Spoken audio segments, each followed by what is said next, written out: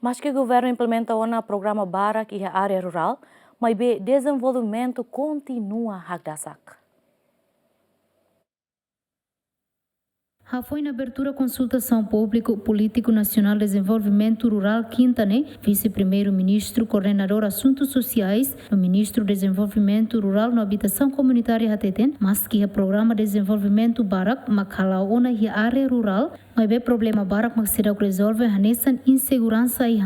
número malnutrição sai, setor saúde, educação, no setor Siracelo e a área rural se continua a dasa. Também precisa de política integrada entre ministerial, onde hadia problema hirakne. Utilidade e infraestrutura siranebema kita haloteona, o CPNDS nebe que a CRAI kita precisare, ita halona política de centralização tona nebe laudia kalai, ita hareona educação, saúde, e ne tratamento ne hanesangalai ho fatin selo ko fatin rural, ho fatin be urbana ne hanesangalai. Nehutu ita kare e o insama ka ia kraik ne belsai potência filafale tamba ita herai hekraik ita hebe ita potência jovem sira ne bema que kraik mas be potência tolo ne sedau sai fale potencialidade para a economia tamba ne maka ita precisa política da ne be na coloque e discussão outro setor sira ne setor produtivo turismo o insama ka ita bele